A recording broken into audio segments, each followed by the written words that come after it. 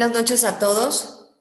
Gira Monte Sinai les da la bienvenida al tradicional webinar de negocios con el tema Perspectivas Económicas de México para el 2021. Hoy nos engalanamos con la presencia de Luis Maciel, director general de LM Capital Group y presidente de LM Advisors, y Emilio Romano, CEO de Bank of America México, a quienes agradecemos nos acompañen en esta interesante plática. Ahora sí, le paso la palabra al contador Emilio Penjos para iniciar. Adelante, Emilio. Muy buenas noches, muchísimas gracias a mis invitados. Hago una pequeña corrección, Luis Maisel, y tenemos a Emilio Romano. La verdad es que es un verdadero placer poder platicar con gente inteligente y esta noche es una noche muy especial. Tenemos 2021 al frente y unos miedos muy completos que yo creo que debemos de tener todos respecto a lo que es el futuro. Para esta ocasión, la plática la hemos nominado Perspectivas Económicas México 2021. Y quisiera empezar con Emilio, si me lo permites, tocayo. ¿Cuál es tu perspectiva económica para México para el año que vemos al frente? Muchísimas gracias, Emilio. Antes que nada, es de verdad un gran orgullo y me da muchísimo gusto estar hoy con todos ustedes y con mi amigo Luis Maisel. Básicamente yo quisiera centrar lo que estamos esperando para el 21 primero con ubicar dónde estamos ahorita. El mundo, acabamos de experimentar una pandemia como no lo habíamos visto en 100 años. Las muertes ya van más de 1.3 millones de muertes a nivel global. El mercado de capitales, cuando empezó la crisis, perdió 30 trillones de dólares y ya recuperó 35 trillones de dólares. El PIB global perdió 10 trillones de dólares. El estímulo monetario y fiscal que han hecho todos los bancos centrales del mundo ha sido de 21 trillones de dólares. Nomás para darse una idea, es como si le inyectaran cada hora 1.2 billones de dólares a la economía global. Una cosa sin precedente, ni en las guerras hemos visto este volumen de intervención en la política monetaria y fiscal. Y las sociedades, las corporaciones han emitido deuda también de manera histórica, alrededor de 3 trillones de dólares. O sea que vemos un mundo financieramente pues muy confundido, muy alterado de su conducta normal, y por esto, pues obviamente las perspectivas del 21, Emilio, pues son unas perspectivas muy peculiares. Y para eso me gustaría tocar el tema del 20, porque por un lado quisiera hablar de lo positivo y negativo, primero de México y luego del mundo, y hacerlo muy rápido para que Luis nos pueda dar su versión también de los hechos. La política monetaria, lo bueno es que para el 2021 es que tenemos un Banco de México con una política monetaria muy responsable. Tenemos una política fiscal relativamente austera, cosa que no se nos puede olvidar. Tenemos un gobierno que probablemente promete, probablemente dice, pero en la parte fiscal es un gobierno que se ha comportado con relativa austeridad, no obstante que algunos de los gastos o presupuestos de inversión en capital sean cuestionables, y me refiero, por ejemplo, a proyectos de refinación o proyectos aeroportuarios, pero en general ha sido conservador. Las finanzas en el 2020 han sido sanas, y aquí entro un poco al tema de 21. El déficit primario del gobierno está en 0.1%, y para el 2021 esperamos que el déficit primario acabe más o menos en menos 1% del PIB. Para darles una idea de qué quiere decir esto, Estados Unidos tiene ahorita un déficit primario del 25% del PIB. El segundo más alto después de 1945, donde Estados Unidos tuvo un déficit primario del 27% del PIB. Entonces, eso hay que ponerlo en perspectiva. La deuda de México contra el PIB, hoy por hoy, está aproximadamente en 55%. Esperamos que en el 21 esté alrededor del 54%, incluyendo Pemex. Y también esto, para ponerles en contexto, la deuda sobre PIB en Estados Unidos es alrededor, a nivel global, es alrededor, en todo el mundo, alrededor de 360% del PIB. Entonces, la deuda de México también acumulada no es muy alta. La inflación, nos acaba de venir una lectura que viene muy positiva a la baja, donde ya la perspectiva de inflación anual bajó al 3.4% del PIB y estamos esperando un 4%, perdón, no del PIB, sino porcentual. Entonces, ya estamos esperando una inflación de 3,5%, 0.5% abajo de lo que venía, y eso es una muy buena señal. Esperamos que en el 21 y también en el 22 esperamos una inflación alrededor de 3,5%. El peso, que es la pregunta que todos nos hacemos, ya tocó 19.80, 19.90, Hay ya estimaciones de algunos economistas que hablan de que el peso puede cerrar en 19.50 este año porque la elección de Biden, la debilidad del dólar. Nosotros, la expectativa del banco es que cierre en 20.50 y de ahí esté en 21 y 22 durante 2021 y 2022. Entonces, no estamos esperando ya una devaluación muy fuerte, principalmente porque la moneda tiene un valor real que está más o menos ubicado en el 19 pesos. Y si se acuerdan, cuando entró Trump fue cuando se disparó, y ahora que viene Biden, la perspectiva es que vamos a ver una economía global con menos sobresaltos y menos sorpresas. Tenemos una línea en el Fondo Monetario Internacional de 60 billones de dólares para lo que quiera México, que se acaba de renovar. El NAFTA se acaba de renovar con el TEMEC y está ahora en vigor, que eso es un gran mecanismo de crecimiento de México. Esperamos que por el debate que está habiendo entre Estados Unidos y China, muchas empresas globales, especialmente chinas y de Asia, se ubiquen en México para producir cerca de Estados Unidos, para evitar el tema del conflicto arancelario y también por el tema logístico, porque ya no es nomás el famoso just in time, ya también es just in case. ¿Qué pasa si viene otra pandemia y no puedes conseguir productos? Pues más vale que los tengas en México y no los tengas por ahí en Shanghai, porque entonces imagínense nada más el problema para traerlo. Luego tenemos la gran ventaja que siempre hemos sabido que estamos junto a Estados Unidos. Esperamos que Estados Unidos se recupere mucho más rápido que México y eso nos va a jalar. Las elecciones de Estados Unidos fueron mucho más pacíficas, digamos, de lo que esperábamos. No hubo meses de incertidumbre y creemos que el Congreso dividido de Estados Unidos, con los republicanos controlando el Senado, es una buena noticia porque los demócratas normalmente son más de subir impuestos y de medidas regulatorias y creemos que el Senado en manos republicanas va a evitar este tipo de cosas. Entonces, la perspectiva nuestra hacia Estados Unidos es muy buena. Y el último lado bueno, positivo que vemos hacia el futuro es que la Fed sacó la bazuca. No los detallitos, sacó la bazuca. Le metió 8 trillones de dólares a la economía americana y sin querer queriendo rescató a la economía mexicana en muchos sentidos. Obviamente no totalmente, pero toda esa inyección de dinero que está habiendo sin precedentes a nivel global beneficia a México. Lo malo es que en México tenemos un problema de falta de inversión privada y pública, lejos del 25% del Producto Interno Bruto, que eso es lo que debería estar generando México, por un problema de falta de confianza. La falta de confianza venía desde antes del COVID, que inhibió ya la inversión privada. Si recuerdan, antes del COVID México ya estábamos en una recesión, ya estábamos mostrando números de menos 2% del PIB. Entonces, ese es un tema que necesitamos resolver, que México volvamos a darle confianza a la inversión pública y privada.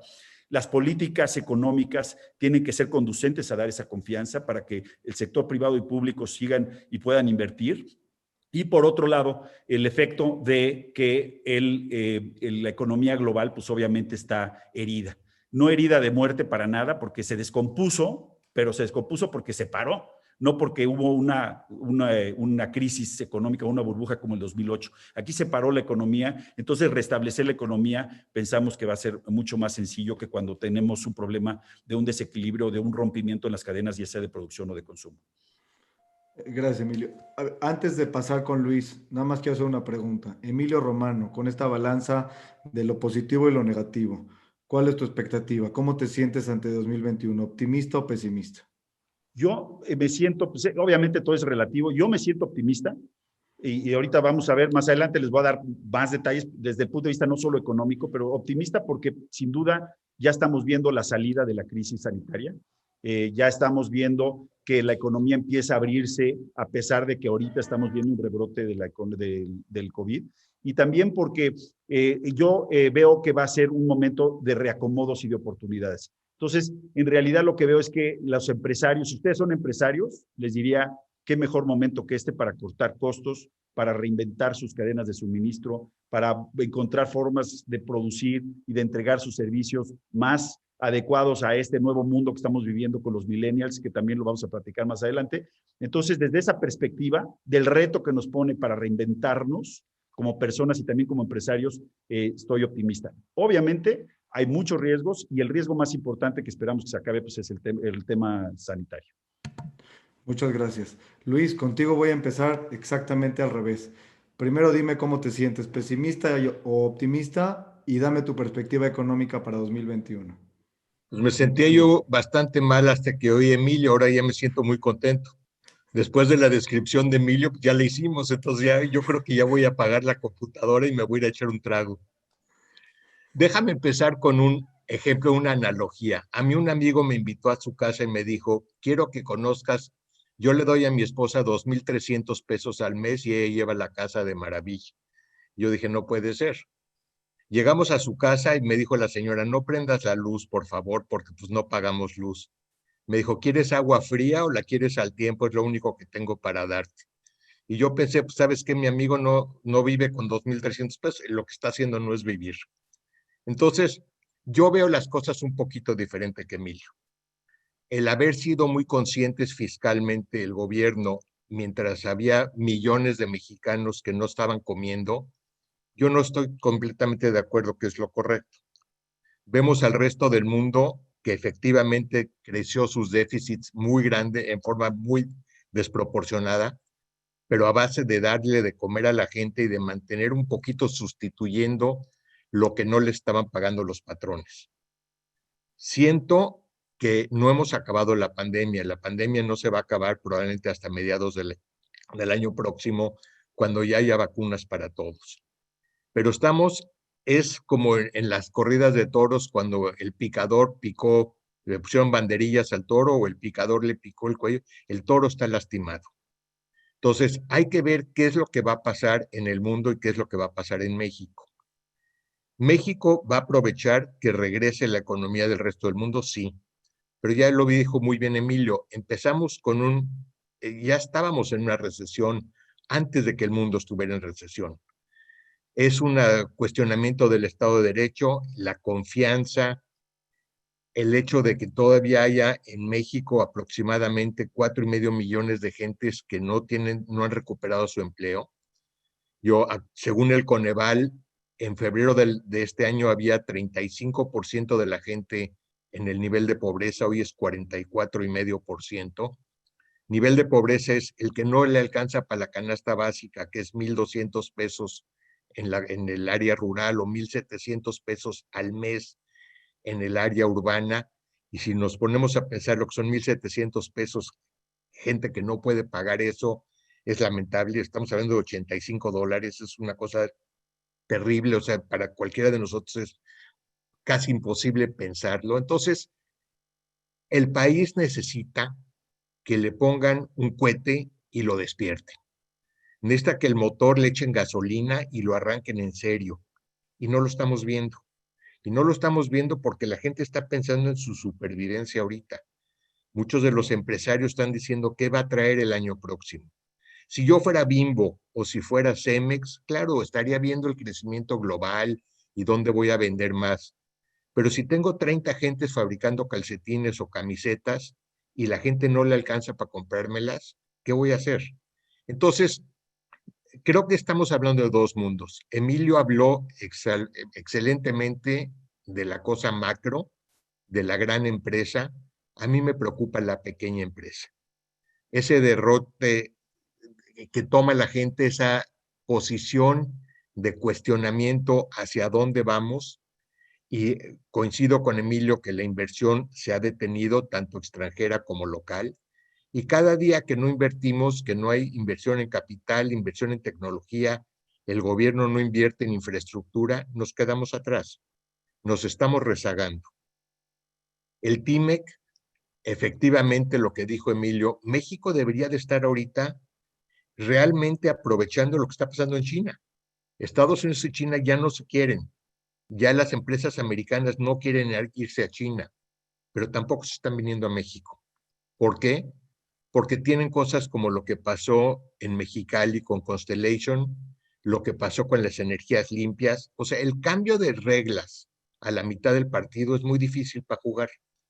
Si tú eres jugador de boliche y te dicen en la séptima casilla te voy a decir quién gana, el que tira más o el que tira menos, ¿qué haces? ¿Quieres tirar chuza o te quieres ir a la canal si no sabes quién es el ganador? Entonces, yo lo que te digo es, México está ante grandes oportunidades si las reglas del juego están definidas. Desde arriba, desde en medio y desde abajo. ¿El mundo va a empezar a crecer? Sí. ¿Vamos a ser jugadores? ¿Quién sabe? Entonces, eso es lo que creo que en este diálogo que estamos manteniendo ahorita debemos de platicar qué esperamos del sector público, qué esperamos del sector privado. Luis, yo me pierdo un poquito en los millones de Emilio y yo creo que muchos de los que nos están escuchando, millones, billones, trillones, ya no sé ni cuántos ceros incluye los números que dijiste. Pero en términos prácticos, está habiendo una cantidad impresionante de dinero en el mercado que va a tener acciones también dañinas al mercado. Tenemos una cantidad importante de dólares que eso ha hecho que el tipo de cambio pues, esté en contra con otras monedas. El dólar ha perdido fuerza. Tenemos también bolsas de valores infladísimas. Las empresas tecnológicas han crecido y crecido y crecido. ¿Qué puedes explicar respecto a lo que está pasando? Mira, cuando hay una que se llama el Modern Monetary Theory, la teoría moderna económica, dice que si tú emites deuda o imprimes billetes en la moneda que donde tienes tú la prensa, no pasa nada. La deuda pública no la van a pagar nunca. Eso es parte del sistema. Ahora, una cosa muy interesante, la deuda americana, a pesar que ha crecido enormemente y como dijo Emilio, agregaron como 7 trillones de dólares, no afecta tanto porque el costo de esa deuda está muy barata. Entonces, los americanos pagaban antes con una deuda más pequeña, más intereses, porque el promedio era 2.7, ahora es 1.4%. Entonces, cuando tú metes dinero a un sistema, ese dinero tiene que hacer algo. A algún lugar se tiene que ir.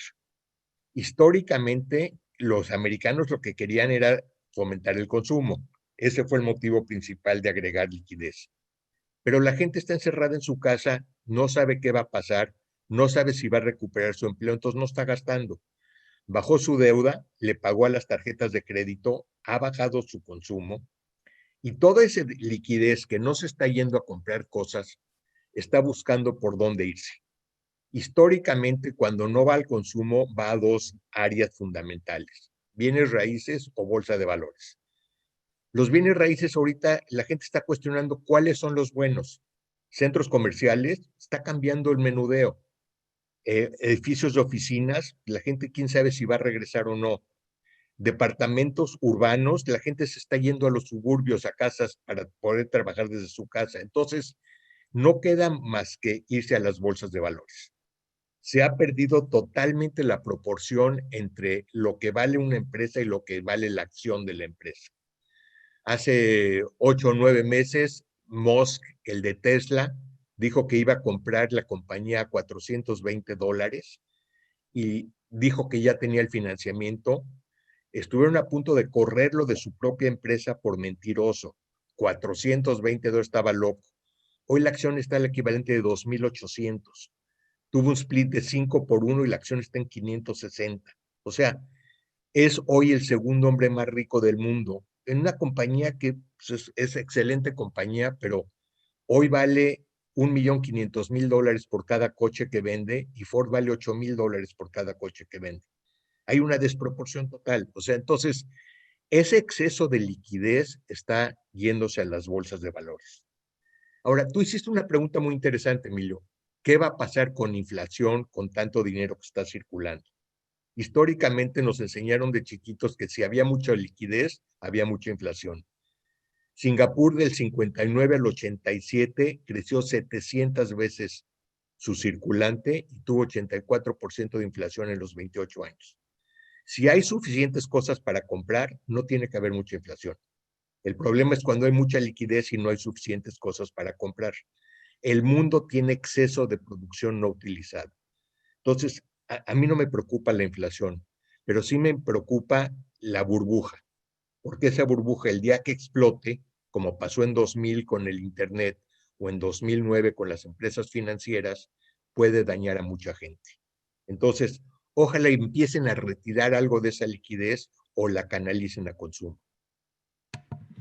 Gracias. Emilio, ¿quieres acotar sobre la parte de lo que pasa con el mercado de valores?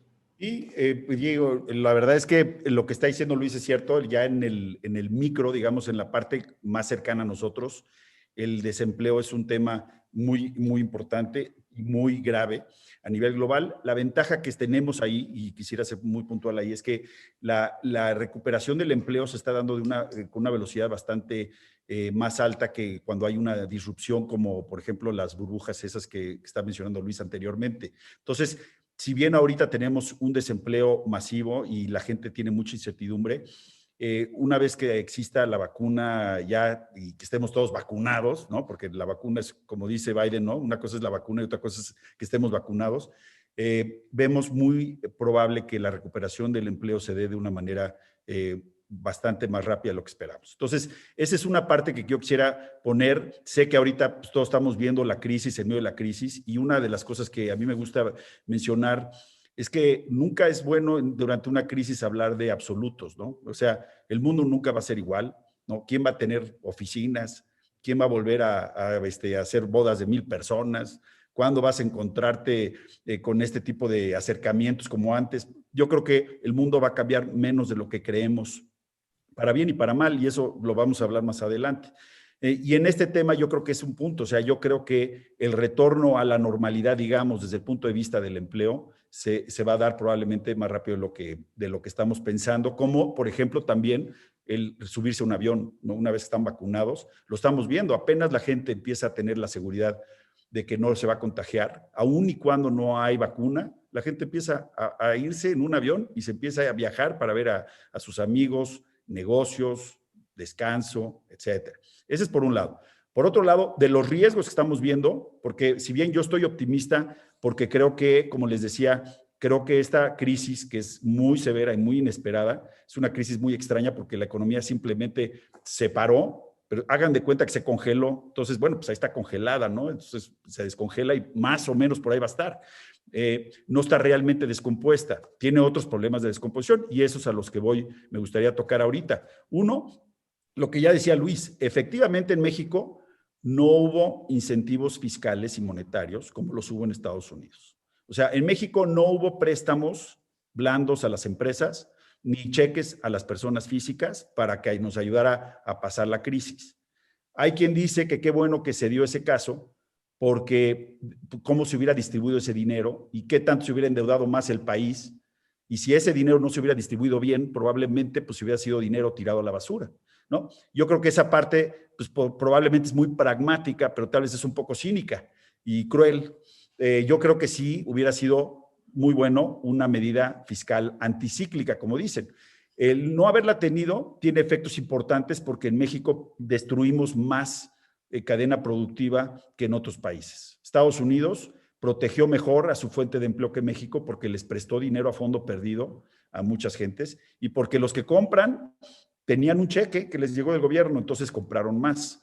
Y eso tiene un efecto compuesto. Por ejemplo, si ustedes van a salir a competir en lo que produzcan, si producen zapatos o producimos lo que produzcamos, salen a competir al mercado global o simplemente en Estados Unidos, pues el competidor en Estados Unidos va a estar mejor que nosotros porque durante la crisis hubo más gente que tuvo dinero para comprarles y además tuvieron la posibilidad de mantener la planta productiva más intacta porque les prestaron dinero barato. Entonces, este sí es un tema que nos va a causar, digamos, un daño que no era necesario y en eso coincido totalmente con Luis, que hubiéramos podido ahorrarnos un poco bastante, ¿no? Este dolor. El otro tema que no hemos hablado es que el tema de la posibilidad de que haya un incremento en impuestos en México.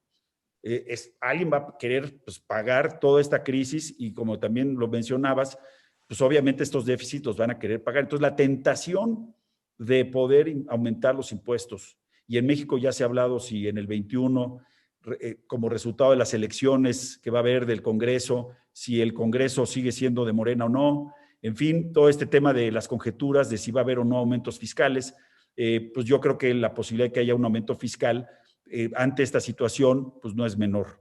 El tercero es el menor crecimiento económico que se va a dar, pero ya en el mediano y largo plazo, porque esta cadena productiva se destruyó de más. Entonces, México probablemente veamos un crecimiento más lento en el mediano y largo plazo, más bajo que lo que hubiéramos tenido si hubiera habido estas medidas contracíclicas para apoyar a la industria. y pues con mayores impuestos, si es que los llega a ver, pues también el crecimiento económico de México pues no va a llegar a su máximo potencial. Y el hecho de que México no crezca por encima de Estados Unidos y de las economías desarrolladas, pues lo que hace es que en términos relativos contra Estados Unidos, pues siempre vamos a ser más pobres.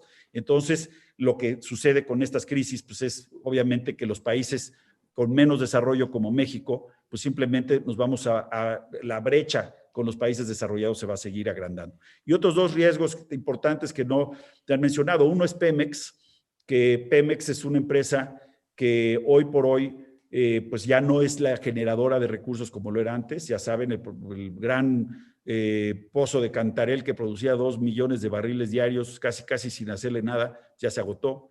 México produce ya menos de la mitad de lo que producíamos antes. Y Pemex, digamos que no es una empresa que se ha reestructurado como una empresa productiva, o sea, no ha hecho una reforma laboral para que la gente trabaje más, para que sea más eficiente, temas sindicales. Todos los costos de operación de Pemex son muy altos y probablemente tienen negocios que no son rentables como la refinación. Y ahí es donde están invirtiendo en lugar de invertir tal vez en la exploración y producción. Todo esto lo que está causando es que Pemex, pues de ser una ente muy importante de contribución a las finanzas públicas, se vuelva un ente que está consumiendo dinero del gobierno. Y esto creemos que está haciendo que las finanzas públicas cada vez pues se vean más presionadas. Y si bien yo les hablaba de que el gobierno mexicano está manteniendo un déficit primario muy equilibrado, nosotros sí sentimos, yo siento que este impulso, especialmente el lado de Pemex, pero no solo de Pemex, pues va a estar siendo un lastre que vamos a ir cargando en el mediano plazo. Y el riesgo aquí, y con eso termino, es que México, como saben, el gobierno federal es un gobierno que tiene grado de inversión. ¿Qué quiere decir? Que México puede salir a los mercados globales a financiarse a tasas muy bajas, porque las calificadoras lo consideran un país de alta capacidad de repago, capacidad de pagar su deuda. Si seguimos en un camino como este, en donde Pemex nos sigue comiendo un poco el tema, y también que las finanzas se han cuadrado, muchas de ellas por temas de una sola vez, como transferencias del Banco de México de dividendos, que eso es una sola vez, o la desaparición famosa de los fideicomisos, que también son temas de una sola vez, que se van acabando, es probable que el gobierno mexicano se ponga más en una posición donde podamos perder el grado de inversión. Y ahí viene otro problema en el mediano plazo. Si perdemos el grado de inversión, pues lo que va a suceder es que el gobierno mexicano va a tener que pagar más intereses por su deuda. Si eso sucede, las empresas mexicanas también van a tener que pagar más por la deuda que van a tener, y mucha de esa deuda la adquirieron para poder salir adelante en COVID.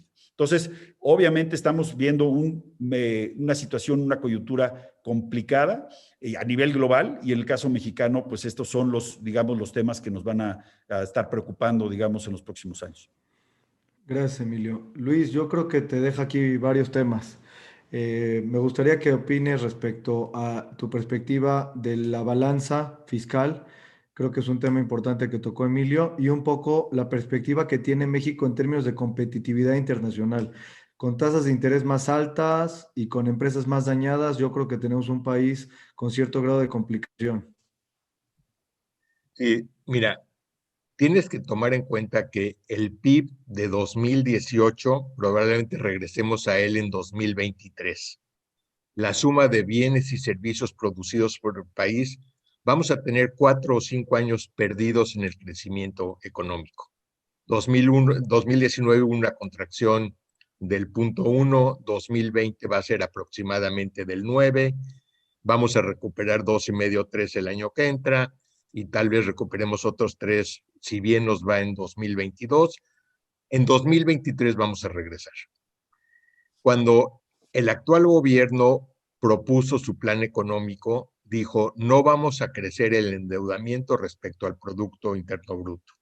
Es muy loable y Emilio lo reconoce como una cosa muy buena que lo lograron. Dijo, usó la palabra disciplina fiscal. Yo quiero, como a lo mejor tenemos niños en la audiencia, no voy a decir lo que yo opino de esa actitud, porque pues no me gustaría las palabras que usaría yo. Si tú achicas tu Producto Interno Bruto y mantienes la misma deuda, pues ya te creció la deuda como porcentaje del PIB. Entonces, si hubieras dejado que se te achicara menos el PIB, podías haber emitido algo de deuda. Emilio está presentando efectivamente la posibilidad de que el grado de inversión de México, ahorita pudiéramos haber accedido a los mercados de capital y tener dinero muy barato de largo plazo. Hay un bono de México de 100 años que se emitió en 2010 y está ahorita pagando menos del 3%. Imagínate poder colocar dinero, y creo que somos un país suficientemente capaz para invertir lo que consigamos y que genere más del 3%. Entonces, el rezago que estamos viendo por la falta de inversión es dramático. Es dramático porque es una carrera donde no te puedes quedar parado y esperar. Hay una obra en Broadway que era Stop the World, I Want to Get Off. Pues, o sea, parece que se quieren salir del mundo. O sea, tienes que seguir corriendo para mantenerte al ritmo de los demás. Es un país dinámico, mucha gente joven, es un país en donde el 45% de la gente es menor de 21 años. Tenemos un problema muy serio a la larga de retiro de los viejitos, los afores no alcanzan. El sistema del seguro social está con unos déficits enormes. Como dijo Emilio, se comieron los fideicomisos. El aumento de impuestos, no sé si se refería a impuestos sobre la renta, pues yo no creo que va a haber muchas utilidades en 2020. Entonces, la captación fiscal en 2020 va a ser malísima, porque las empresas no están ganando dinero, están perdiendo dinero. Entonces, estás hablando de un monstruo que está con cadenas y en vez de que lo ayudaran aflojándole las cadenas, les pusieron cadenas más fuertes. Entonces, me encantaría estar igual de optimista que Emilio, pero lamentablemente no lo estoy porque siento que no estamos jalando o no está jalando el país en la misma dirección todo el mundo. Entonces, si no hay inercia y no le das el empujón, la bolita de nieve, para que llegues a una bolota de nieve tienes que empezar con una chiquita que la empujas desde arriba de la montaña. Pero si nadie empuja la piedra que empieza a juntar nieve, no va a llegar a ser una bolota cuando llegue abajo. Yo quiero agregar, Luis y yo siempre, ya hemos tenido varias oportunidades de compartir.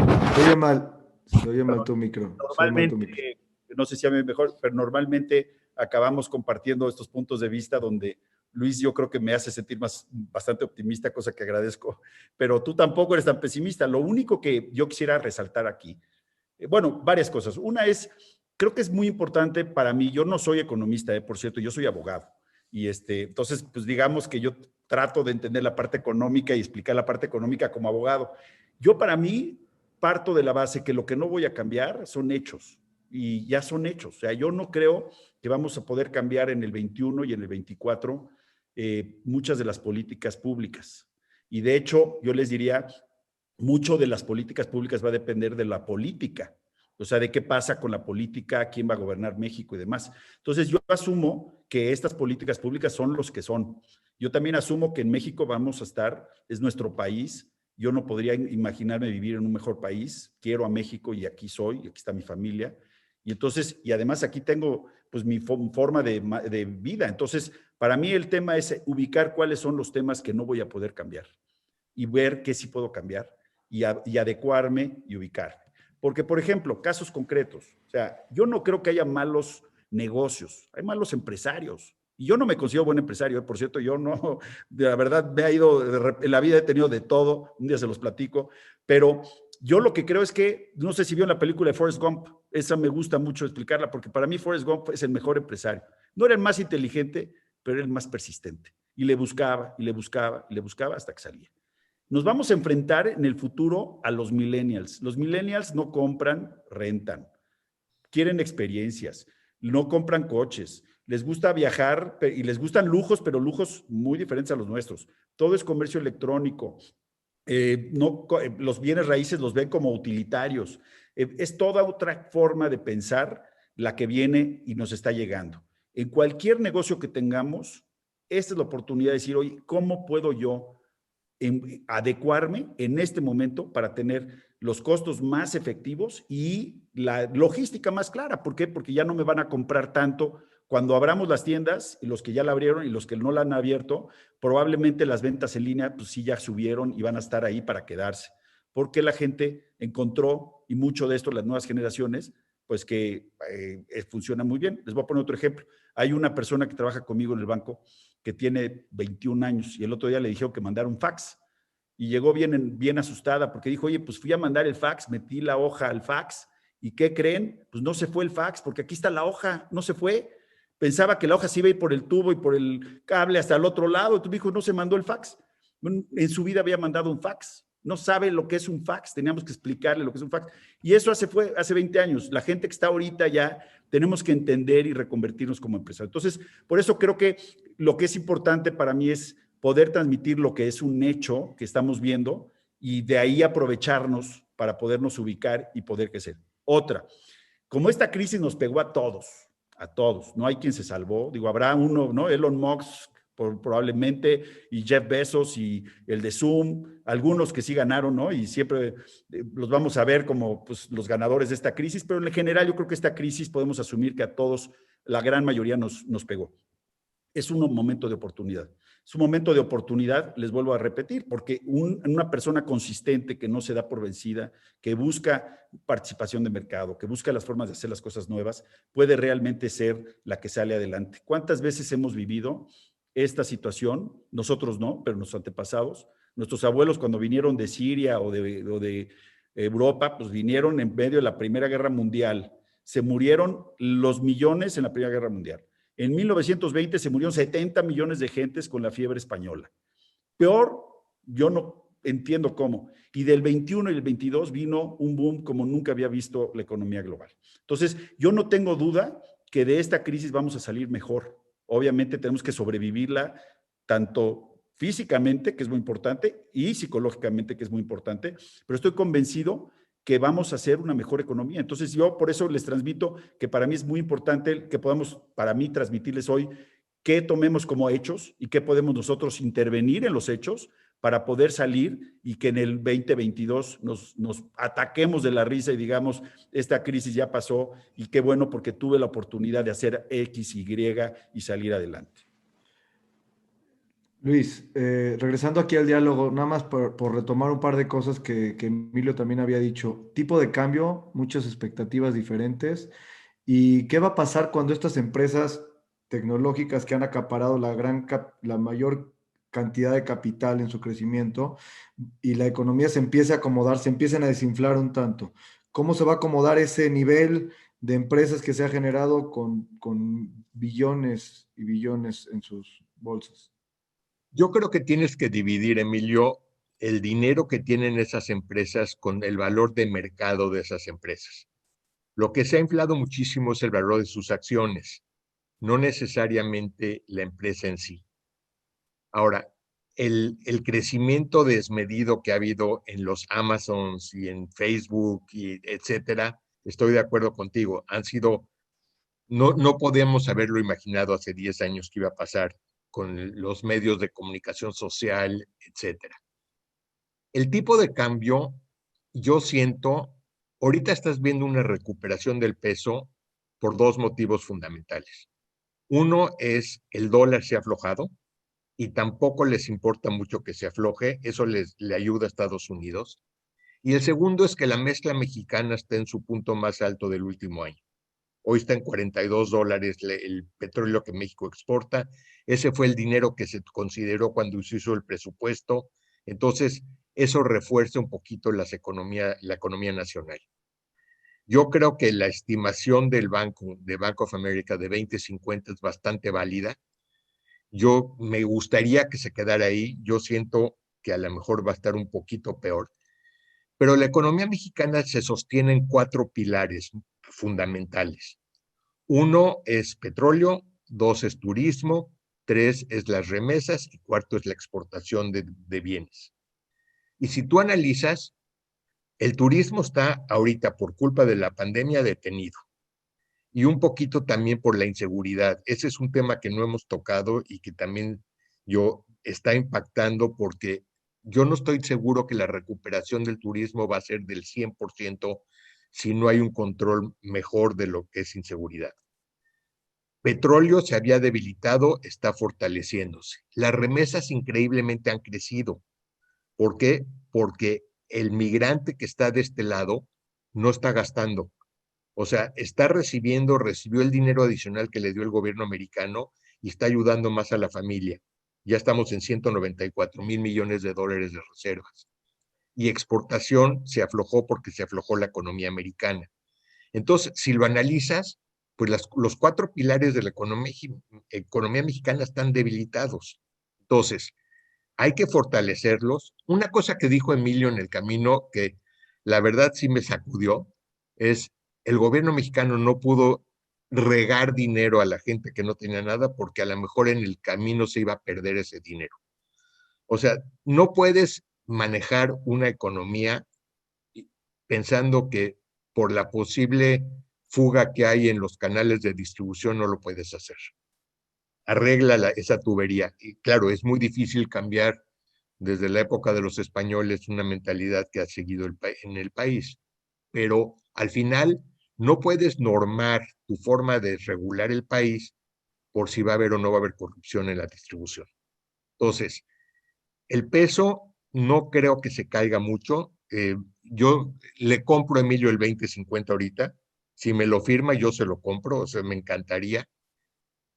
Y la recuperación en el 21 o 22, como pasó en 1920 con la fiebre española, yo la veo un poquito más complicada.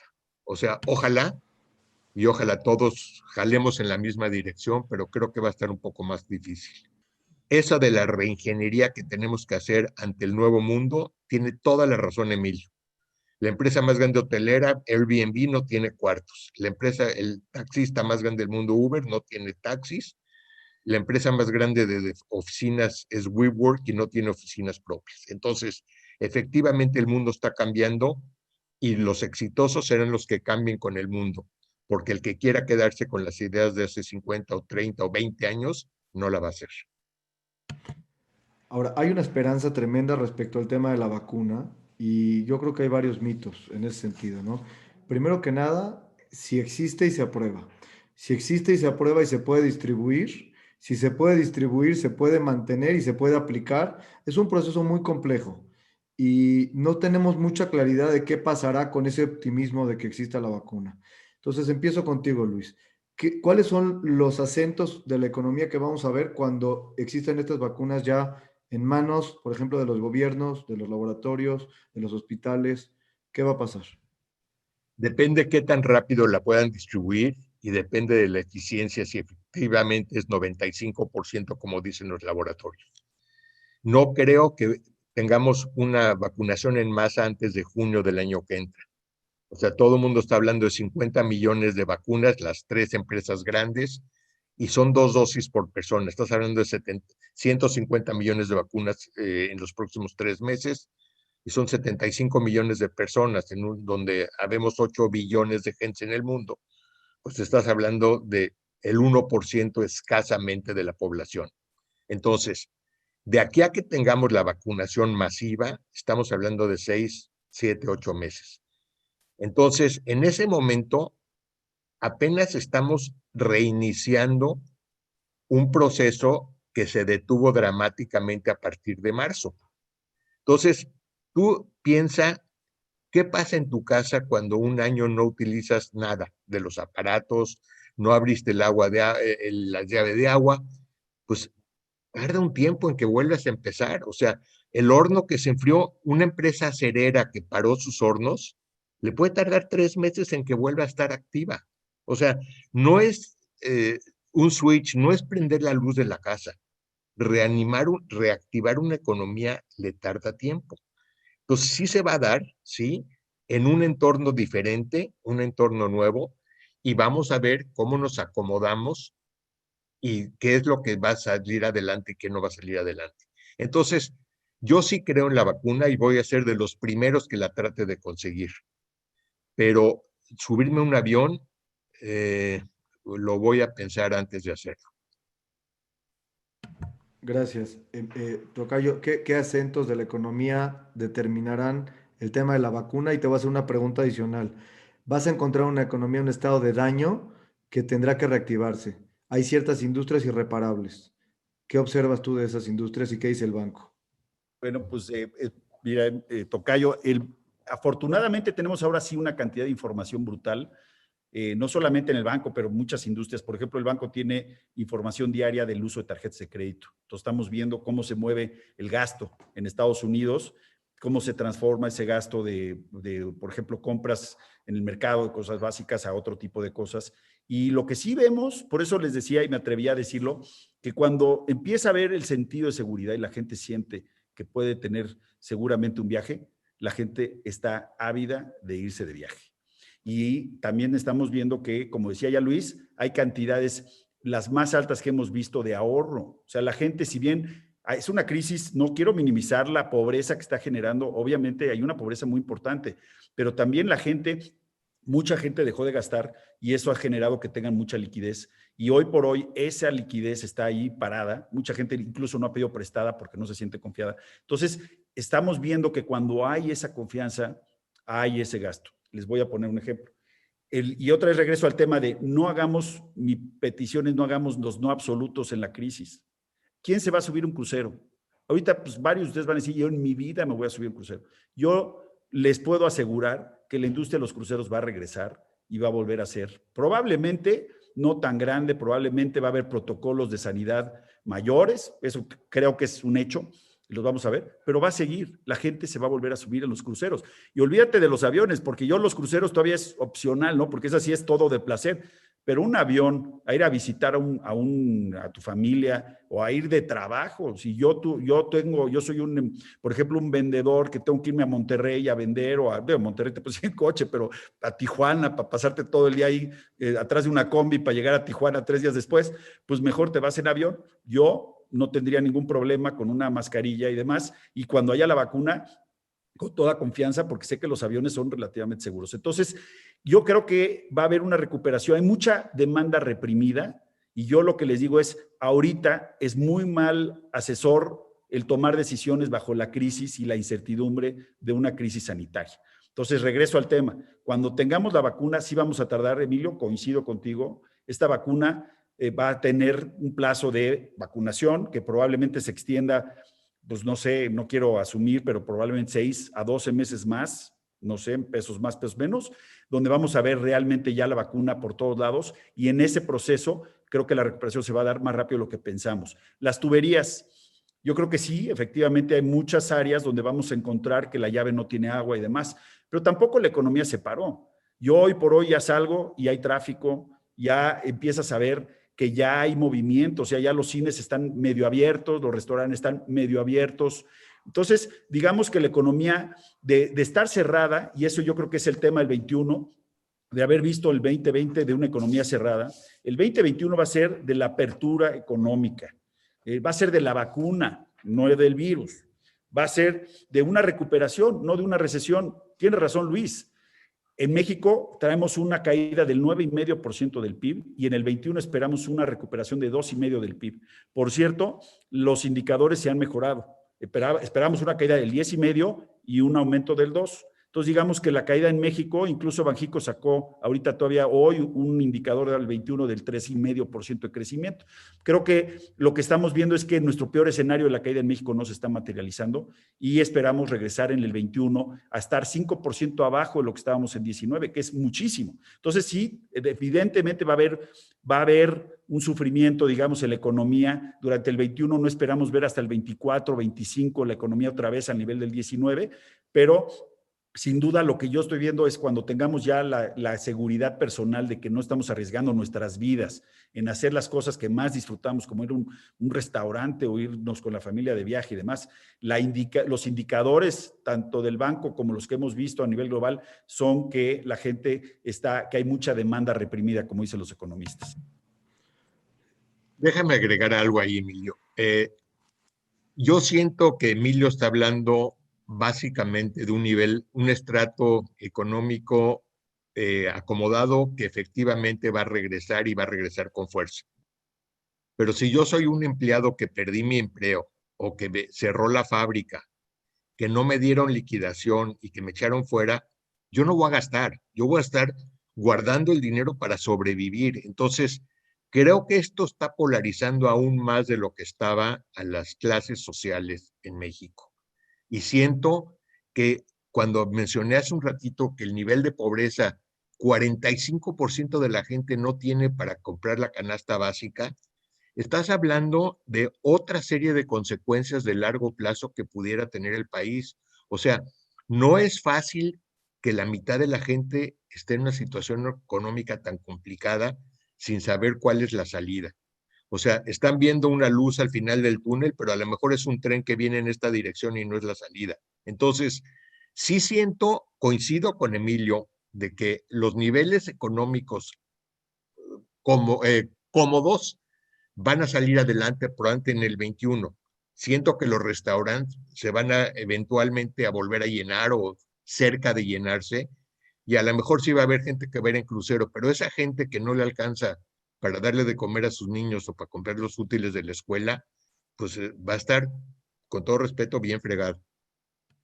Antes de regresar, perdón, tocayo tantito, Luis, es que aquí hay algo que me brinca y quiero hablar un poquito de esto, pero con teoría económica. Tenemos un gobierno que se supone no va en la línea de políticas neoliberales y lo primero que habría que hacer es rescatar industrias y quizás después rescatar bancos y quizás rescatar una cantidad de cosas que se supone que no debería de suceder.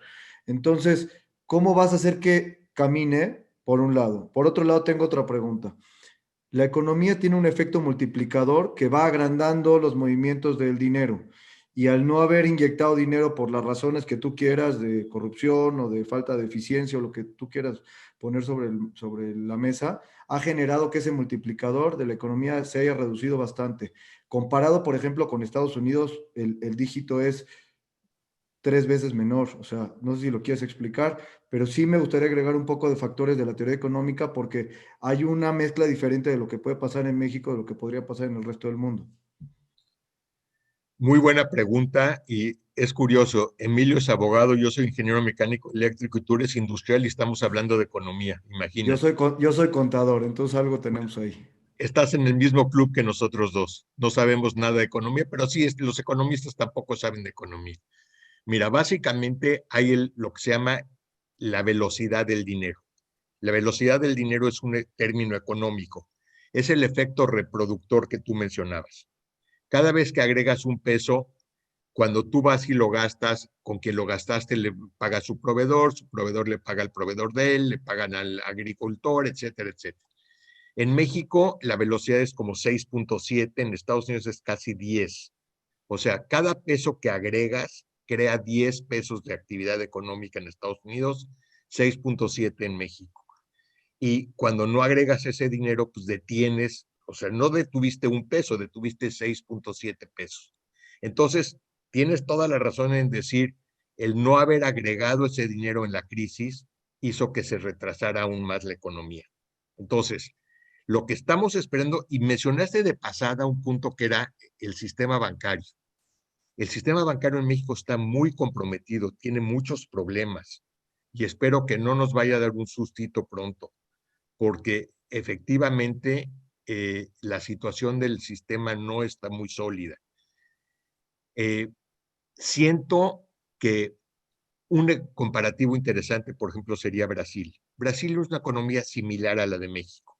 Bolsonaro se desentendió de la pandemia, siguió adelante, no usó máscaras, la ignoró, pero inyectó todo el dinero que no estaba inyectando la industria, lo inyectó el gobierno.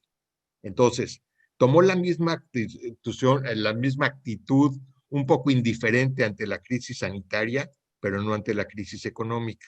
Y hoy vemos que la caída de la economía en Brasil es mucho menor que la caída en México.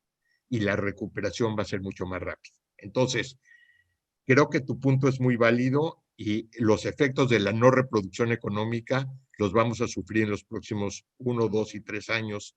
No los hemos visto todavía. Tocayo, adelante.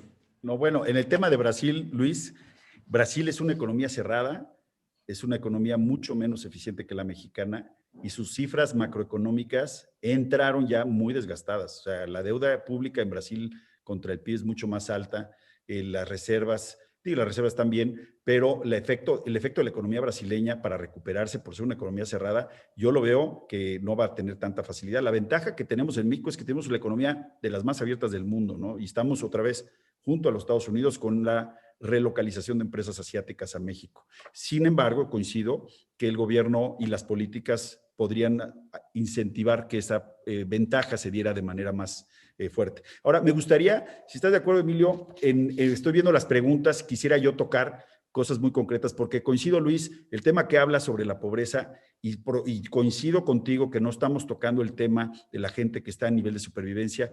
México tiene esa deuda desde que yo me acuerdo cuando López Portillo empezó a llorar cuando tomó la posesión en el 76 y dijo que a los mexicanos les pedía perdón porque no tenía una propuesta para solucionar la pobreza en el 76.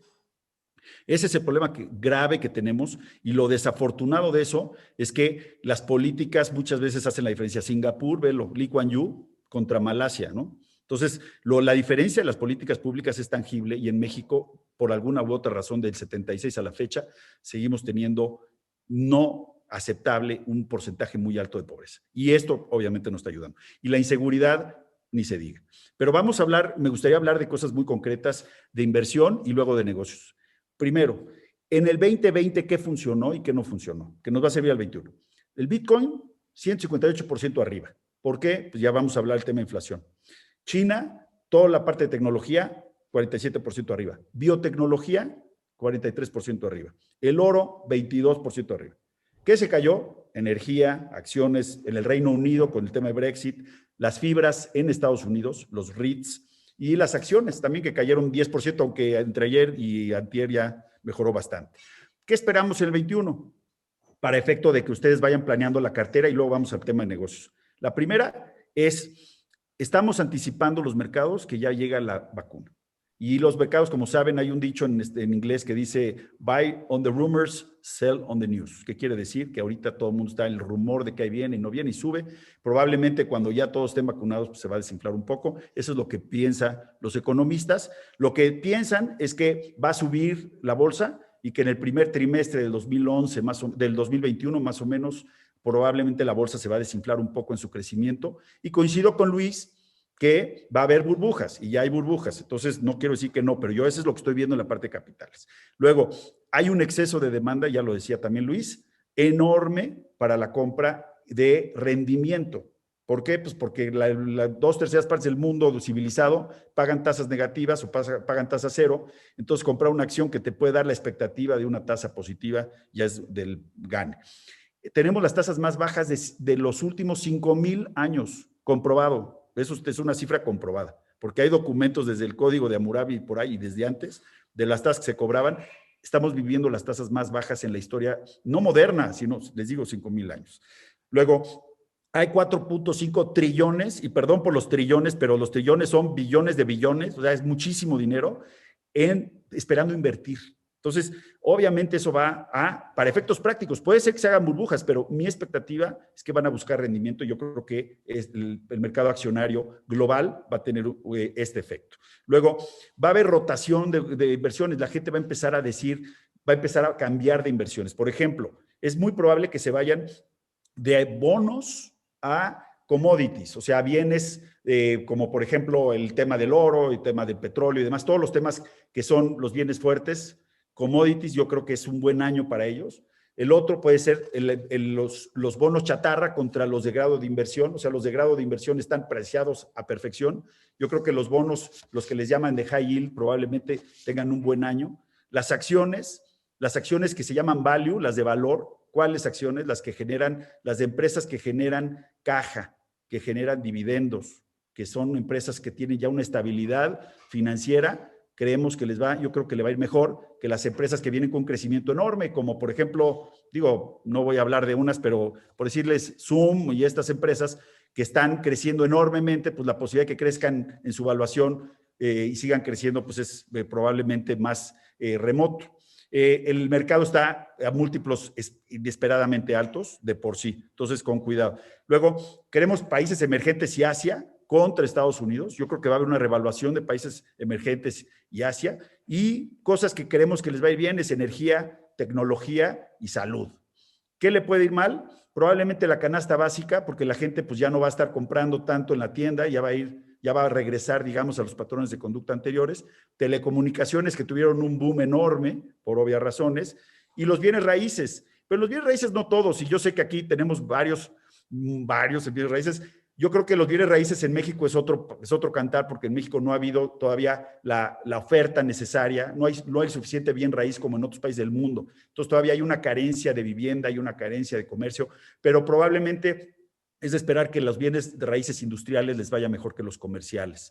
En México las acciones, por ejemplo, de aeropuertos, de fibras industriales, que tengan componente industrial, no solo industriales, también las comerciales, un Grupo México, América Móvil, todas estas empresas que son muy sólidas, y no por darles nombres, pero yo creo que estas empresas son empresas de valor.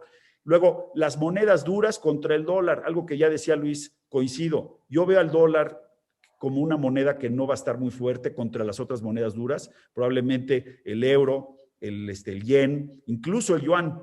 Yo creo que eso le va a ir bastante más bien. Y por último, esta es en la parte de mercados, ya lo vamos a la parte de negocios, decirles que yo también yo no creo, ahí sí difiero con Luis, que estamos fuera de la inflación. Yo creo que si hay el riesgo más importante que está corriendo el mundo ahorita, es una inflación. ¿Por qué? Primero, porque la oferta puede ser que se haga más pequeña porque la gente está envejeciendo y hay menos mano de obra. Y eso va a hacer restricciones en la oferta, en la producción, y también toda la cadena de apertura en la producción probablemente haya menos. Y por otro lado viene una demanda reprimida. Entonces, si viene una demanda reprimida muy fuerte y una falta de producción en la oferta, probablemente tengamos un shock inflacionario. Y si eso le agregan lo que mencionábamos de que la deuda global es 360, o sea, 4 veces el valor de la economía global es lo que debe la economía global. 4 veces el valor de la economía global. Para darles una idea, pues obviamente esto es muchísimo más que cualquier dato histórico del 2000. En el 2000 estaba al 83%, ahorita está al 365%. Del 2000 a la fecha, la deuda global se incrementó 4 veces en 19 años. Entonces, para mí, el riesgo que está presente, y algunos economistas están y otros no están de acuerdo, es que probablemente vamos a ver una inflación en los países desarrollados no menor. Por eso a mí la renta fija, a mí de largo plazo, pues no me da mucha confianza. Luis, todo tuyo. Creo que pudiéramos tener otro de estos encuentros en donde hablemos nada más de inflación. Tienes la capacidad productiva instalada en el mundo ahorita como al 59%, es la utilización más baja que ha habido en los últimos 25 años, y hay un exceso de gente desempleada, entonces no hay presión inflacionaria por parte de sueldos. Pero no me quiero meter a esa discusión, o sea, ninguno de los dos sabemos qué va a pasar. Lo que sí te puedo decir es que esa deuda enorme, que sí es una carga, está muy barata y además no se va a pagar nunca. Es un juego en donde tú compras un bono y el día que se vence van a emitir otro bono para pagar el anterior. Es la historia del mundo y todo el mundo hace lo mismo. Emilio dio una serie de opciones de inversión. Lo que es muy importante es una canasta, el tener diversificadas tus inversiones. Tienes que tener un pedacito que te esté generando intereses, tienes que tener un pedacito en acciones value, otro en acciones de crecimiento, algo en bienes raíces, y estás hablando nuevamente no de Juan Pueblo, donde Juan Pueblo apenas le alcanza para comprar comida, sino estamos hablando del inversionista que tiene recursos. Tienes que hacer una diversificación. Hay lo que se llama bolsas privadas, private equity, hay la inversión en nuevas tecnologías. Yo siento que hoy la energía limpia en todo el mundo está creciendo mucho, es un área interesante de inversión. Estados Unidos regresa al Tratado de Tokio, de París, y el Kyoto Principle, en donde definitivamente va a haber más solar, va a haber más eólica. Yo no estoy seguro que la energía, o sea, de carbón y de petróleo vaya a ser la parte más fuerte de la economía, pero sí creo enormemente en la diversificación de tus activos. Entonces, los bonos chatarra sí van a seguir dejando buen dinero, pero va a haber más defaults, porque va a haber más empresas emproblemadas. Entonces, sí te van a pagar más, los buenos van a tener que pagar por los malos, pero no sabes si el tuyo va a tronar o no va a tronar. Entonces, al final del día, tienes que estar bien diversificado en acciones, en bonos, en private equity, en bienes raíces, etcétera. Y al final va a haber algún amigo que te va a platicar las maravillas que hizo en la bolsa, no lo escuches. O sea, siempre te platican, es como el que va a Las Vegas. En Las Vegas hay perdedores y mentirosos. Es lo mismo en las inversiones. La gente te platica lo bien que le fue, nunca te platica lo que le fue mal. Si estás bien diversificado, nunca vas a ser el que más ganó, pero va a crecer tu patrimonio. Yo quiero tomar nada más postura propia y quizás del público. Difiero de unas cuantas cosas y me preocupan. De Emilio, por ejemplo, me preocupan los valores especulativos. No estoy de acuerdo con Bitcoin, no estoy de acuerdo con oro, no estoy de acuerdo con algunas acciones. Y las empresas de value que dijiste, ojalá que de todas ellas la parte fundamental de esa industria no se haya dañado lo suficiente, porque puedes encontrar empresas que tengan hoteles, que tengan, no sé, producciones cinematográficas, y hay una brecha de un año sin hacer nada que no lo veo la recuperación tan clara, aunque tenga value, perdón que te lo diga. Y respecto a lo que dice Luis, pues me preocupa un poco también pensar en diversificar. Hoy nos demostró que es algo positivo, porque no sabíamos por dónde nos podía pegar algo tan extraño como un virus, ¿no? Nunca lo imaginamos. Pero si tú te pones a ver un poquito hacia atrás, el que se enfocó en su negocio y trabajó a profundidad en ser el mejor en su industria, el mejor en su producto y estar a la vanguardia, y quizás apostó toda su capacidad y todos sus recursos a eso, tiene una posición privilegiada dentro de la industria que se salve. Entonces, tengo un poquito de diferimiento respecto a tu opinión y te regreso la palabra porque sé que lo vas a pelear. No, o sea, yo te hablaba del excedente que tengas afuera de lo que es tu negocio personal. No cabe duda que la mejor persona a la que le puedes apostar es a ti mismo y no debes distraer recursos de tu negocio para invertirlos por fuera. O sea, la diversificación es en aquello que te sobra después de meterle todos los kilos a tu negocio propio. Y coincido contigo. Y una cosa muy importante es mantener ahorita la liquidez en tu negocio, porque negocios muy buenos, Emilio dijo antes, no hay negocios malos, hay empresarios malos. Lamentablemente el entorno impacta y puede ser un buen empresario, lo que tú decías, un buen empresario con el mejor cine más limpio y mejor de México, si se lo cierran las autoridades y la gente no va, pues le va a ir muy mal, a pesar de que sea un gran empresario. Entonces, yo estaba separando dos cosas. Estaba separando tu excedente de recursos de tu negocio propio. Obviamente coincido contigo que tu negocio propio es tu primera prioridad. Tu segunda prioridad después de tu familia. Tu familia es número uno y tu negocio propio es número dos. Gracias, Luis. Emilio, ¿quieres abogar por tu especulación en Bitcoin? Y bueno, yo les iba a decir, yo no especulé en Bitcoin, no sé si fui claro. La primera lista fue cómo acabó el 2020. El 2020 son hechos. Lo que te decía Tocayo es que, queramos o no, el Bitcoin dio un rendimiento altísimo en el 2020. Yo no creo en el Bitcoin, yo no creo en las monedas virtuales, yo creo en el blockchain como una tecnología muy interesante para el futuro. Pero yo no creo que el señoreaje se pueda dar por un señor que está, no sé, en Japón o en China y escondido con una computadora que no sé cómo para emitir. Yo tengo a mis sobrinos que les encanta, mi hermano también le encanta, yo no le entiendo. Pero se los digo porque en el 2020 es un hecho que el Bitcoin dio un rendimiento como el que dio. Yo no se lo recomiendo, la verdad, yo no le entiendo al Bitcoin. Ese era mi único comentario. Bien. Me gustaría, cuando tú digas, Tocayo, entrar a temas de las empresas, porque tengo ahí algunas sugerencias. Pero sí me gustaría hablar antes de salirnos respecto a las industrias y las empresas. Creo que es un tema que a la gente le interesa mucho.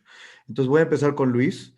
Les voy a pedir que sea una participación muy breve para que nos dé tiempo y podamos cerrar adecuadamente este webinar con el cierre que tenemos muy interesante. Vas, Luis.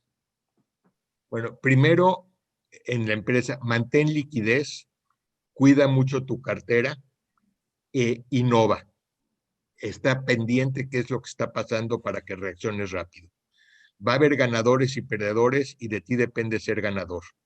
No te aferres a lo que has hecho en el pasado porque lo que hiciste en el pasado no necesariamente es el éxito del futuro.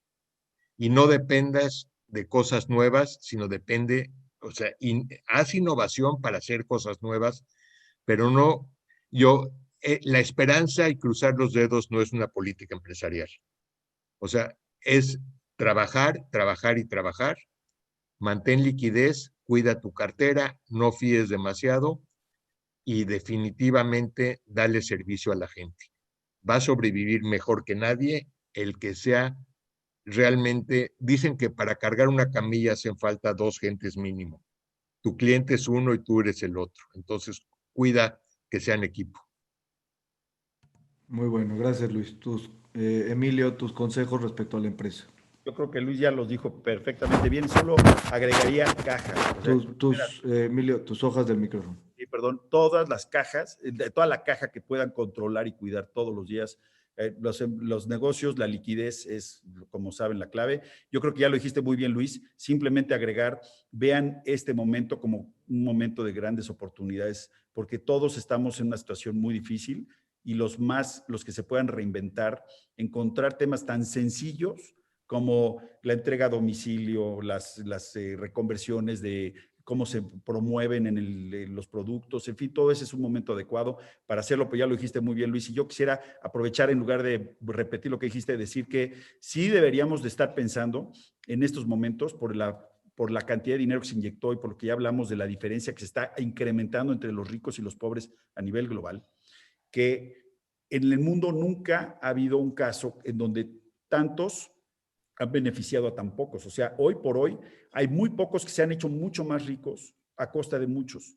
Entonces, sí, la diferencia de la riqueza global se está volviendo cada vez más grande y lo estamos viendo, el porcentaje de ricos y el multiplicador de ricos contra pobres. Entonces, esperemos, y obviamente yo soy de libre mercado y yo creo en el que todos tenemos derecho a acumular riqueza y a disfrutar esa riqueza, pero sí debemos de esperar que haya una reacción de los gobiernos globales a ser más grandes y a ser más intervencionistas. Entonces, tengamos esto en cuenta porque probablemente vamos a ver gobiernos que van a querer estarnos cuidando más en temas de seguridad, sabiendo qué estamos haciendo y más involucrados en la vida privada. A nivel global, no solamente hablo de México, y obviamente eso quiere hablar de una composición de impuestos y de cargas y de trámites mayor.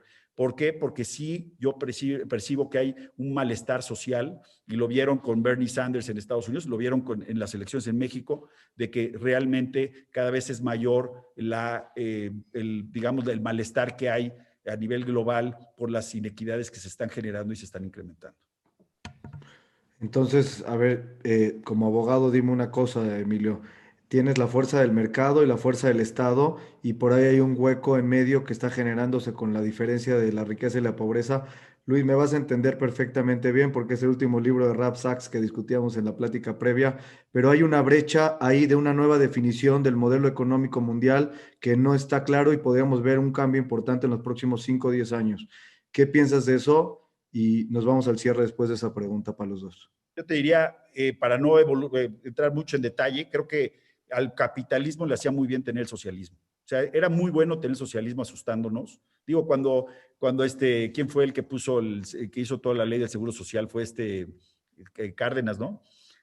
Fue las reformas socialistas, ¿no? Y también en Estados Unidos, Franklin Delano Roosevelt se vio como un presidente extremadamente de izquierda. Puso las leyes antimonopolios, rompió los monopolios, puso los sistemas de seguridad social, y todo eso en parte para poder responder a la ecuación que los países socialistas y comunistas decían, que el capitalismo muere. ¿Por qué? Porque la inequidad que genera acaba destruyéndolo. Entonces querían evitar esa inequidad ya que todos somos iguales. Ya murió el socialismo, digamos, y el comunismo, porque el todos somos iguales no funciona. Pero yo creo que el capitalismo no debe confiarse que el libre mercado va a resolver todos los problemas. Entonces yo creo que sí vamos a ver una nueva intervención mayor de los gobiernos, y obviamente no esperemos nada bueno ni nada perfecto, porque cuando los gobiernos intervienen, algo que sabemos es que su intervención, pues no sabemos qué resultados, ¿no? Los resultados impredecibles que van a resultar, pero sí veo a un electorado mandando candidatos y gobiernos a decir, arréglame este problema, porque no puede ser que alguien tenga tanto y muchos tengan tan poco. Es curioso, hoy en día las elecciones no las gana el ganador, las pierde el perdedor. Hoy dicen en Estados Unidos, no ganó Biden, perdió Trump. En México no ganó López Obrador, perdió el PAN y el PRI. Vemos una excepción que es Jacinta en Nueva Zelanda. que es una señora de 37 años que bajó a nivel de la gente y habló con ellos y dijo, soy uno de ustedes. Controlaron la pandemia, económicamente no logró lo que había prometido, pero trató. Entonces, lo que dice Emilio, o sea, el intentar y tratar de jalar o sea, a un centro más moderado es lo que está ganando en los diferentes países. Entonces, que sea una lección que aprendan los gobiernos de los diferentes países. No hagas cosas mal, que es lo que va a hacer que gane tu opositor. Y eso es lo que estamos viendo en todo el mundo. Muchas gracias. Para cerrar la plática, les quiero pedir un último pensamiento, un último consejo o algunos libros que hayan leído en la pandemia que hayan transformado su pensamiento respecto a las ideas que hemos discutido, que nos puedan recomendar y anticipadamente darles las gracias. Tengo muchísimas preguntas del público, la mayoría de ellas han sido resueltas por los ponentes, pero si alguna más queda, pondremos las redes sociales de los dos, si me lo permiten, para que les puedan escribir de alguna manera. Empiezo contigo, Emilio, con el cierre. Pensamiento, libro, experiencia, alguna cosa que te haya marcado y que quieras compartir con el público. Yo sí traigo muy claro un tema que yo siempre he pensado que nuestra juventud, nuestra generación está un poco, nos faltó un efecto definitorio generacional. Yo me acuerdo de mi abuelo cuando llegó de Damasco y llegó pues, sin nada, 14 años de edad, y siempre que pelaba una manzana, la pelaba y la cáscara salía como hoja calca, no desperdiciaba nada. Yo le digo a mi mamá, es economía de guerra.